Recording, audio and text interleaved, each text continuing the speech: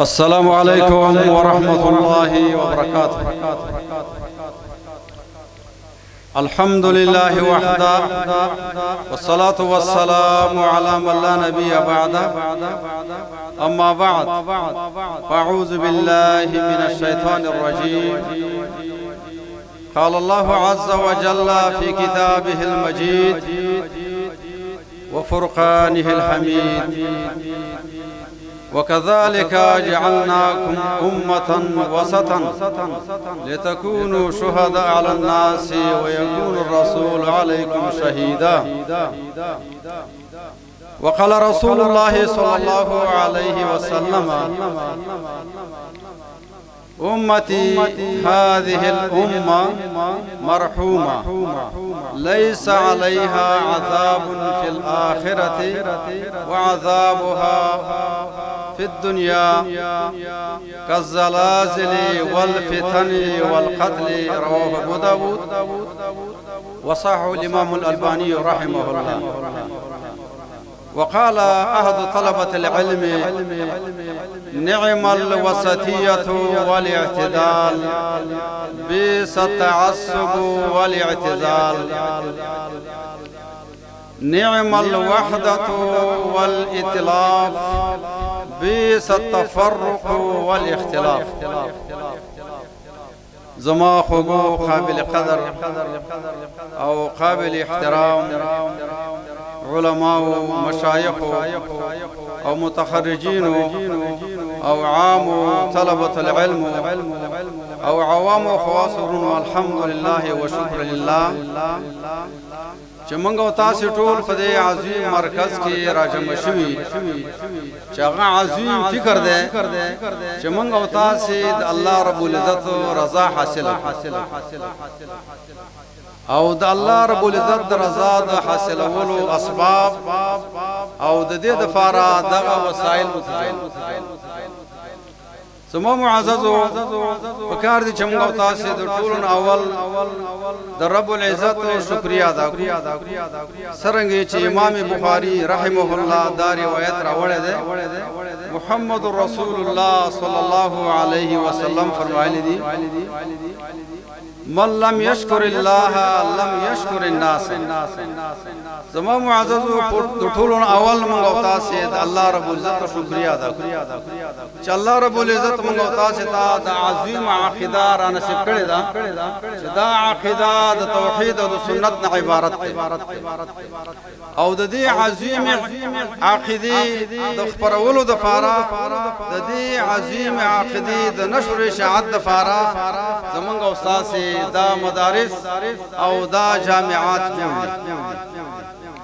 په دویمه مرتبه کې باید موږ او تاسو د معالي الشیخ ابي عمر عبدالعزيز نورستاني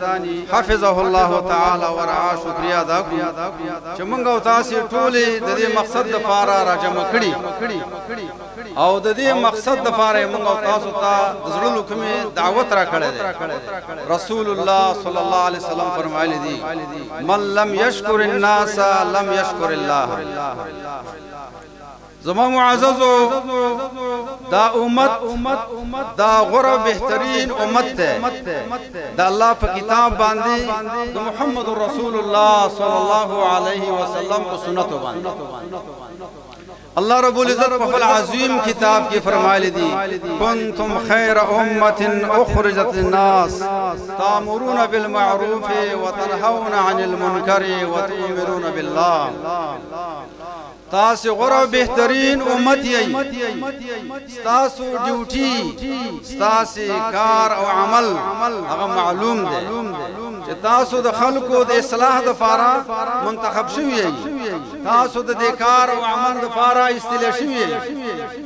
چې تاسو به خلکو ته دعوت ورکوي، تاسو به خلک قرآن او حدیث ته رابلئ، تاسو به خلک خیر ته رابلئ. چې خیر څه دی؟ الخير هو التوحید، الخير هو السنه. خیر هغه توحید دی، د الله رب العزت معرفت دی.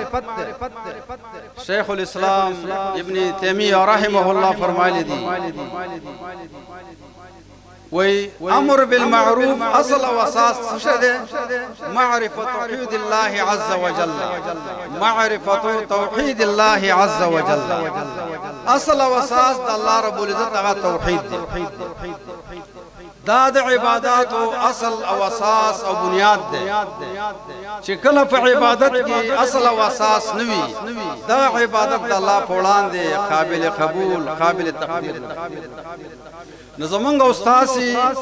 وظیفه زمنګ استاد سي عہده معلومه ده چې منګ او تاسو به دا مخلوق د الله سره آشنا کوو چې الله او پیجاني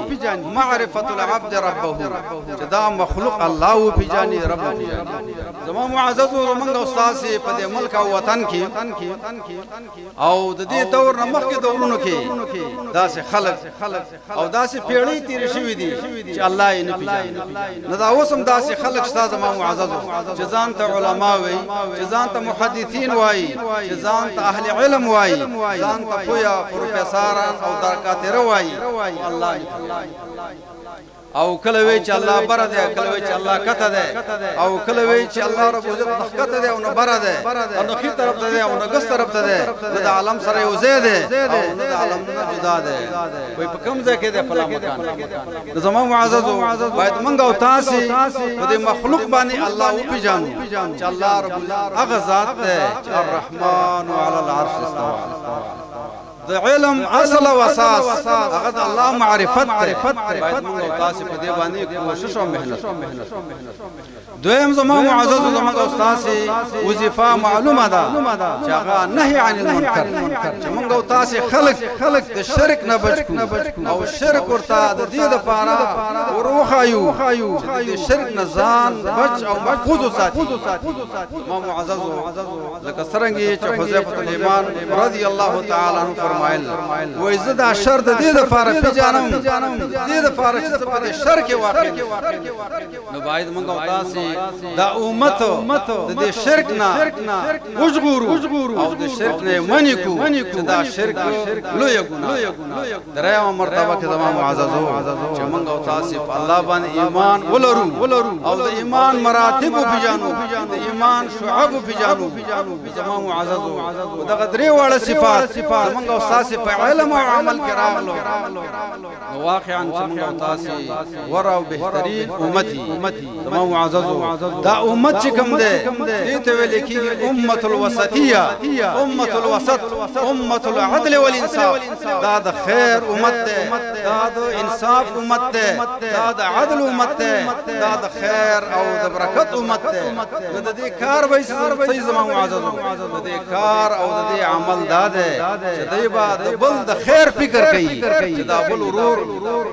مسلمان زمان او باطل باندې روان دي په غلطه باندې روان دي هغه ته د خیر دعوت ورکوي خیر دعوت د قران او د حدیث دعوت ته د دې د فارغ زما استاد مهنت او خواري وي کله ما او تا د خیر دعوت وچلو ما او تا شته د علم هغه اصل او حقیقت پیژنته زما معزز او موږ او تاسو د امر بالمعروف او د نهي عن المنکر لا رونی ولا زما معزز دغه امر بالمعروف او نهي عن المنکر دغه دعوت فی سبیل الله دا امن دعوت ته دا د خیر دعوت ته په دې سره زمونږ استاد په ملک امن راځي زمونږ استاد په مدرسو کې امن راځي زمونږ استاد په جامعاتو کې امن راځي زمونږ استاد په کورونو کې امن راځي فإن الدعوة روح الإسلام والعباد والبلاد للأمن والإيمان دغه دعوت سره زما استاد په کور کې امن راځي زما استاد په ملک امن راځي زما استاد په مدرسو کې خاص او ولا راځي زما معزز عرض مدا کوم چې دا امت د دې امت ډیر فضایل دي یو د فضایلونو فضیلت دا ده چې محمد رسول الله صلی الله علیه وسلم فرمایلی دي مثل امتی مثل المطر لا يدرى خيرها اولها او اخرها و دا زما امت دې مثال بشان ته د باران ده چې د باران هغه خیر او فائدہ دا نه معلومیږي چې په اول کې ډیر خیر دی او په آخر کې ډیر خیر دی زما معززو په دې کې د محدثینو تشریحات او توضیحات دي یو تشریح او توضیح دغه نه دادا چې د دې امت رسول الله صلی الله علیه وسلم فرمایلی دي خیر امتی فی اولها واخرها زما د دې امت خیریت او غورواله په اول کې ده او په آخر کې ده وفيما بينهما بثج او عثج او عوج د دې ترمنځ چې څومي زما معززو هغه د وسطیت او د اعتدال والا دي اول مغرا او اخر مغرا په دې کې محدثونو یو توجیه دا هم کړی دا چې په اول کې رسول الله صلی الله علیه وسلم فضیلت د غدری سلور تبخو د فار بیان کړل خیر الناس قرنی ثم الذين يلونهم ثم الذين يلونهم ثم الذين يلونهم غوره خلق هغه دي چې هغه زما په زمانہ او زما په پیړۍ کې هغه امت ته اجابت وي هغه په ایمان باندې مشرف شوي هغه خلق ډیر غوره دي چې هغه صحابه کرام دي او هغه تابعین دي او هغه تبع تابعین دي دا ډیر غوره دي او به زما معززو په دویمه طبقه کې هغه اخر د امت څنګه چې محمد رسول الله صلی الله علیه وسلم فرمایلی دي بدا الاسلام غریبا وسيعود غریبا كما بدا فطوبى للغرباء زما معززو څنګه چې دا اول وخت خلکو ډیره قرباني ورکړې و او د اسلام ډیر ناشنا کار کېدو او خلکو ته ډیر عجیب معلومه ده ارچای مخالفت کو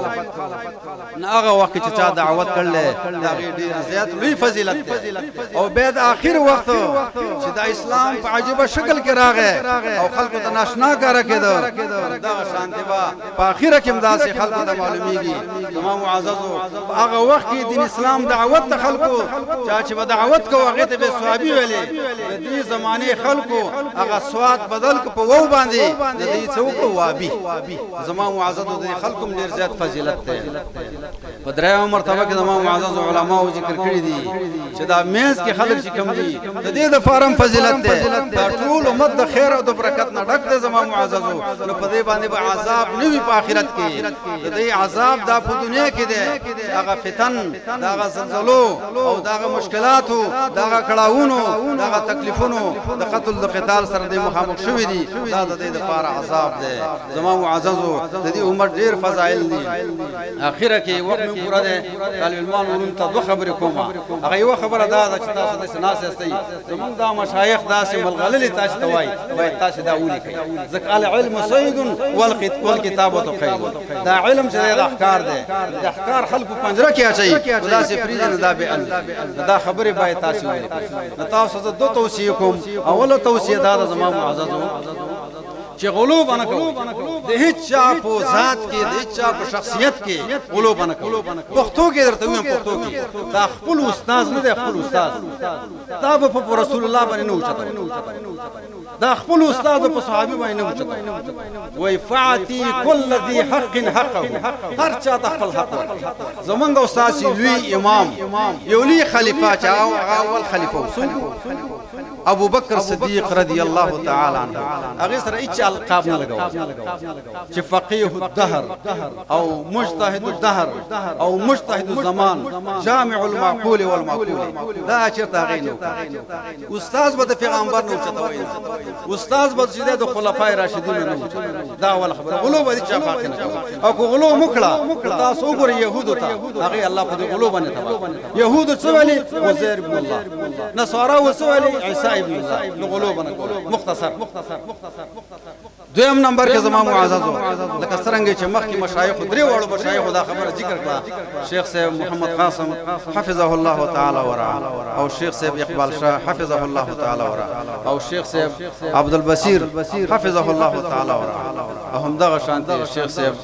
عبد السلام حفظه الله ورعاه زما معززو د علم سره هم شي ادب تاسو ګره یو فضیلت حاصل کړل هغه څه دی علم شرافة الانسان بالعلم والادب لا بالمال والمال تاسو دغه یو شرافت حاصل کړل دی هغه څه دی علم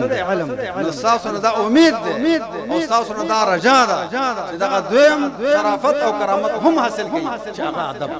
د استاد نه مخکې کېږي نه د ځان نه بشده مشروطان نه جوړوي هر ځای کې شیخ صاحب